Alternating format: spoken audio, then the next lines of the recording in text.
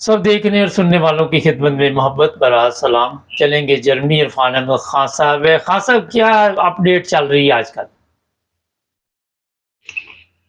Update किस मामले में? शासक के मामले में, मशरक के मामले में, जर्मनी के मामले जर्मनी में, के इस्राइल मामले के में पहले मामले में? थोड़ी सी बता दें, फिर पूछते हैं इसराइल के बारे में, कुछ यूक्रेन के बारे में।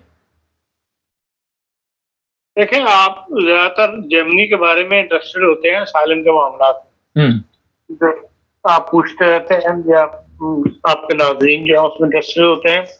असालम का मामला यहाँ भी मुस्तकिल अभी गर्म मौजू है, खसूसन इलेक्शन की वजह से। जी। अभी भी जो लाइप्जिग के अंदर मिनिस्टर प्रेसिडेंट कॉन्फ्रेंस हुई है, वहां पर भी ये मसला दोबारा उठाया गया है। और वो तबका जो ग्रोन गेजेट्स, असालम का जो ग्रोन गेजेट्स है, उससे जो बेसिक कानून है असालम का, उससे बाहर निकलना चाहते हैं।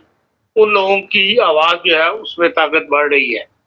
और जबकि जर्मनी के जो सियासतदान है, पुरानी सियासी पार्टियां हैं, वो ऐसा नहीं चाहती। तो अब भी यही आखिरी फैसला हुआ है कि भाई जो निजाम बहाल किया गया है, ग्रेंजे कंट्रोल का, जो पासपोर्ट की कंट्रोल वगैरह का जो नया सिस्टम इन्होंने आजकल बहाल किया हुआ है, उन्होंने कहा कि अभी इसका रिजल्ट देखें कि अगर इससे हम काबू पा लेते हैं नए लोगों के एंटर होने में, तो फिर हमें जरूरत नहीं कि हम असालम का जो बेसिक कानून है उसमें कोई तब्दीली करें। बेसिकली तब्दीली के तो अभी भी फेवर नहीं करते, लेकिन बहरहाल सियासत में जो वोट का मसला होता है, जो दूसरी पार्टियों को फेवर मिल रही है, तो इन पुरानी पार्टियों को भी इस तरह तवज्जो करनी पड़ रही है। तो वो ये कह यही रहे हैं कि जी हमारा निज़ाम ज्यादा तो काफी बेहतर जा रहा है, और हमने काफी लोग पकड़े हैं जो इलीगल शामिल होना, मुल्क में दाखिल होना चाहते थे, इसलिए इसको आप वापस रहने दें और इसका रिजल्ट देखते हैं कि क्या निकलता है। असल में जो पिछले साल नवंबर में कॉन्फ्रेंस हुई थी जो जर्मन चांसलर की और वज़ीर-ए-आला के दरमियान, उसमें जो बात फैसले हुए थे उन पर पूरी तरह अमल नहीं हो सका, या कह लें उनके वो रिजल्ट ही निकल सके जो ये तवक्को कर रहे थे। तो अब वो कह रहे हैं कि भाई नवंबर तक आप इंतजार करें, और एक साल गुजर जाएगा तो उसके बाद दोबारा उस कॉन्फ्रेंस में नई जो अगर जरूरत पेश हुई तो फिर नए फैसले जो है वो इस तरह किए जाएंगे। दूसरा खतरा इन लोगों को ये है कि भाई लेबनान के अंदर जो खाना जंगी शुरू हुई है, खाना जंगी तो नहीं करना चाहिए, जो इसराइल ज्यादती कर रहा है, उसकी वजह से अब महाजरीन की एक नया आमद का सिलसिला तवक्को की जा रही है। उससे बचने के लिए जो जर्मन चांसलर है वो फौरी तौर पर टर्की गए थे पिछले हफ्ते के दौरान, इसी हफ्ते के शुरू में, और उन्होंने टर्की से बात की है कि वो ऐसे महाजरीन को आबाद कर ले जो लेबनान से निकलना चाहते हैं, तो जर्मनी उसकी मदद कर देगा। जर्मनी का मौक़िफ़ ये है कि हमने 3.2 मिलियन शाम के महाजर जो है वो लिए हैं, और हमें जो जितना पैसा कहा गया था वो पैसा हमें पूरा नहीं पड़ा। 345 मिलियन के लगभग वो रकम थी, उससे हमारे मसाइल हल नहीं हुए। हमने हमारा महाजरीन पर उससे ज्यादा खर्चा हुआ है, और जिसमें से 50,000 को हमें डिपोर्ट करना पड़ा है अपने मुल्क में। हमारे मुल्क में क्रिमिनल एक्टिविटीज जो है वो बढ़ गई थी, और 6 लाख जो है वो अपने तौर पर वापस चले गए हैं। तो 3.2 मिलियन में सिर्फ 6 लाख का वापस जाना, इसका मतलब अभी भी हमने जो 2 मिलियन से ज्यादा महाजर अपने पास रखे हुए हैं, इसलिए मजीद को हम कबूल करना नहीं चाहते।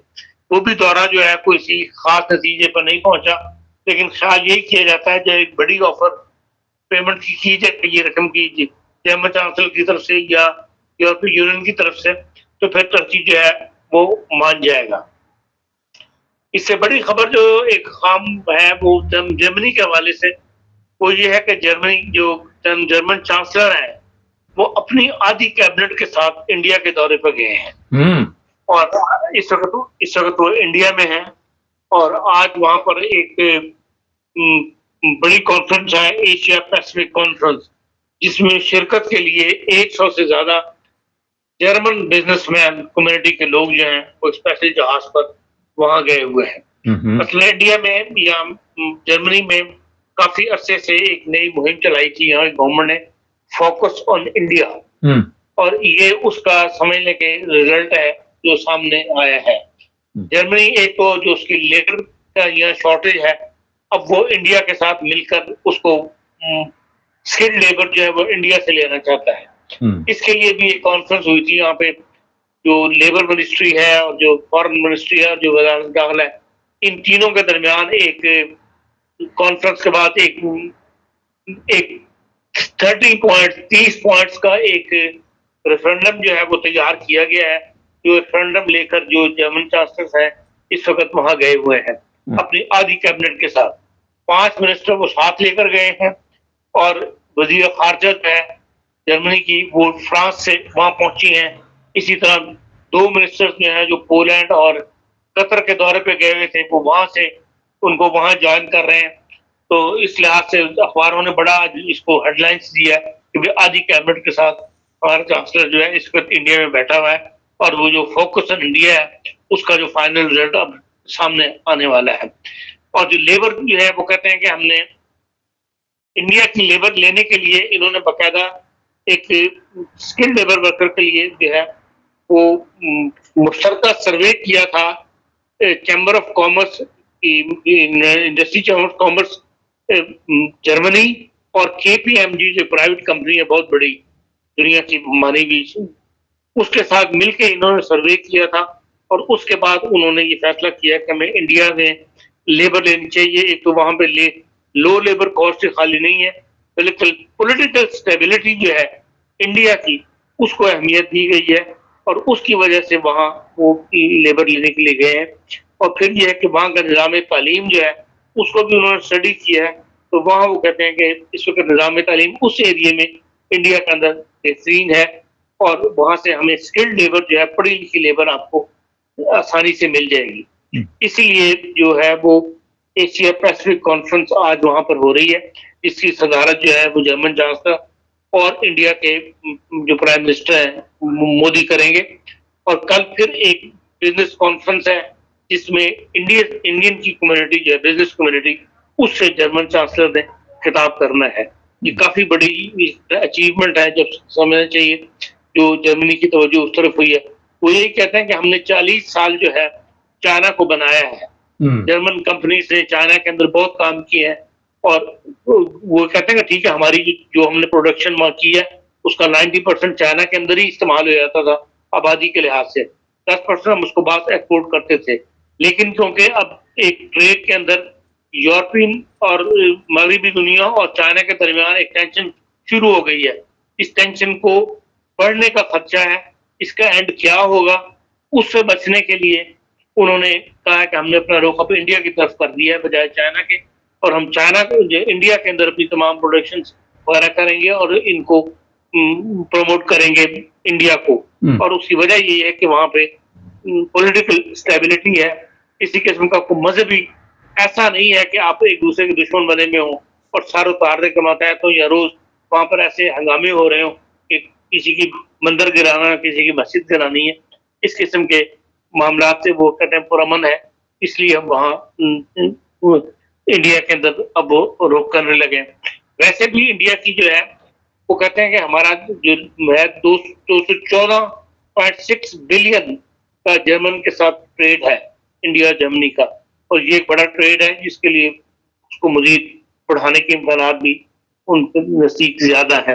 वो कहते हैं हमने जो 2015 से इंडियंस के लिए खोला था जर्मनी के अंदर इमिग्रेशन पॉलिसी, तो वो उसमें सिर्फ 23,000 आदमियों ने इंडियन से फायदा उठाया था, लेकिन फरवरी 2024 तक जो है वो 1,37,000 स्किल्ड लेबर इंडिया से हमारे आई है।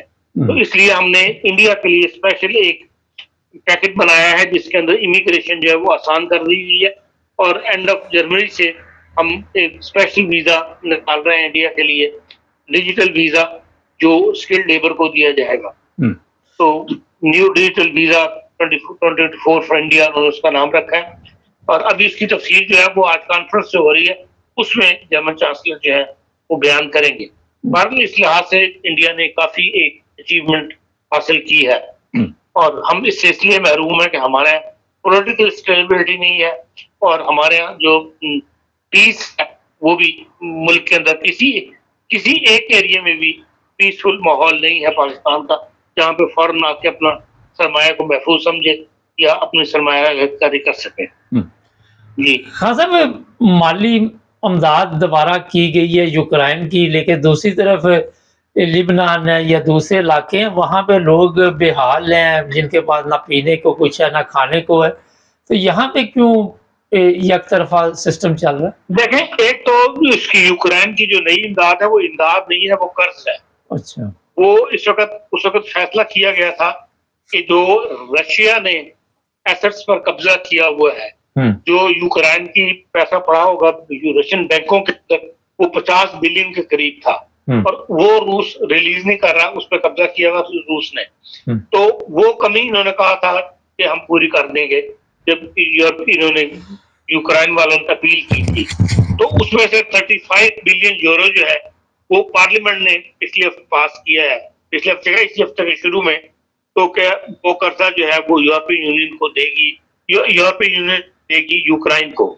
और ये देखें कि इसमें 518 वोट जो है इसके हक में आए हैं और 56 जो है इसके खिलाफ आए हैं। इसमें तमाम वो भी शामिल है, राइटिस्ट कंपनियां, सियासी लीडर जो यूक्रेन जंग के खिलाफ है, ये यूक्रेन इमदाद के खिलाफ है। लेकिन इस मामले में इन सब ने 35 बिलियन जो है वो देने में कर्जा वो अपना हाथ खड़े किए हैं उस सीजन में। इसके अलावा जो बाकी कर्जा है वो जापान, कनाडा और जापान है, कनाडा है और एक मुल्क और है जिसने बरतानिया, इन तीनों ने मिलकर देना है और 50 के करीब जो है वो कमी जो होगी वो पूरी करेगा अमेरिका। इस लिहाज से इनको एक इमदाद दी गई है। अब ये इमदाद वापस होती है नहीं होती, मतलब कर्जा वापस होता है या नहीं होता, या किसी वक्त इमदाद की शक्ल बदल जाए, इसका इम्कान बहरहाल मौजूद है। खान साहब, आखिर पे एक बड़ा अहम सवाल है, क्या उम्मीद करते हैं चीफ जस्टिस जो नए बने हैं उनके बारे में? आप क्या समझते हैं कि कुछ तब्दीली आएगी अदालतों में या और भी हालात खराब होंगे? मैं समझता हूँ हालात खराब होंगे। अगर तो जो सीनियर चीफ जस्टिस दो साहिबान थे, मंसूर अली शाह और वो जो दूसरे हैं, अगर तो वो इस्तीफा देके घर चले जाते हैं तो फिर तो शायद हालात संभले बने। और अगर वो उन्होंने इस्तीफा न दिया, उनका जो हम अपनी उम्र पूरी करेंगे, इनके साथ काम करेंगे, तो फिर एक जंग शुरू होगी। वो जो आज जज एक तरफ हुए हुए हैं वो बहरहाल फिर इन दोनों को सपोर्ट करेंगे और सियासतदानों से एक बदला लेने का महाज जो है वो खुल जाएगा। और यही हमारी बदकिस्मती है कि हम एक दूसरे से बदले के चक्कर में रहते हैं। पहले सियासतदानों को शिकवा था अदलिया से, अदलिया ने वज़ीर-ए-आज़म घर भेज दिए अपने मिलिट्री एस्टैब्लिशमेंट के साथ मिलके। अब उन्होंने उनके हाथ बांध दिए हैं जजों के, सियासतदानों ने, तो वो अपनी तौहीन समझ रहे हैं। और मौजूदा जो जज हैं वो अगर बदला लेने पे आ गए तो एक बार एक नई, जिसे कहना चाहिए, जो 3 इदारे हैं मुल्क के, जो हुकूमत रियासत के तीनों इदारे आपस में एक दूसरे को नीचा दिखाने में, एक दूसरे को करने में, जेर करने में जो है अपनी कुव्वत जो है वो सर्व कर रहे हैं, जिसका आवाम को नुकसान होता है। ना मुल्क आगे बढ़ता है, ना इदारे मजबूत होते हैं, ना सिस्टम जो है वो चल पाता है, और तमाशा जो मुल्क है बना हुआ है। इसलिए आप देख लें दुनिया की तवज्जो, दुनिया की नजरें पाकिस्तान से हट चुकी हैं। बहुत शुक्रिया खान साहब। खुद ही को कर बुलंद इतना, खुदा बंदे से खुद पूछे तेरी रजा क्या है। अपने किरदार को इतना अच्छा करो, अपने आप को इतना मजबूत करो। और मजबूती बेईमानी से नहीं आती, झूठ फरेब से नहीं आती। ये शेर मैंने इसलिए आपको इस वक्त सुनाया। जर्मनी कहाँ, इंडिया कहाँ, लेकिन जो इंडियन है उन्होंने मेहनत के साथ अपना जो तालीम का मेयार है उसे बेहतर किया, सिस्टम बेहतर किया। जिस तरह खान साहब ने अभी बताया, आधी कबीना जो जर्मनी की है वो वहाँ पे पहुँच हुई है, इंडियन नहीं आया यहाँ पे। ये एक बड़ा अहम सवाल है, लेकिन आप जो हमारे देखने वाले समझदार, उनको तो समझ आ जाएगा। जो जिनके इधर से उधर निकल जाती बात, उनको समझ नहीं आएगी। हमारे हालात देख लो, हालत देखो हमारी। जो मांगने वाले होते हैं उनकी देखो क्या इज्जत होती है। इंडिया पाकिस्तान इकट्ठे आज़ाद हुए थे, हमारे से बड़ा मुल्क। हमने सारी ज़िंदगी कर्जा लिया, सारी ज़िंदगी लोगों के सामने तमाशा बने रहे। लेकिन आज यूरोपियन उनके उस मुल्क में जा रहे हैं और जाके उनको कहते कि हमारे यहाँ जर्मनी आओ, हम आपको काम दें, और हमारे आधे रुड़ जाते हैं रस्ते च, गर्क हो जाते हैं, खज्जल खराब हो जाते, ना तालीम, ना कोई शऊर, ना अकल, ना मौत, कोई चीज़ नहीं। ये सियासतदानों का भी यही हाल है, उन लोगों का भी यही हाल है, उनको तो फिक्र नहीं, उनके पास तो आराम की कमाई है। मतलब एनीवे, चैनल को सब्सक्राइब कर लें, जुड़े रहें हमारे साथ।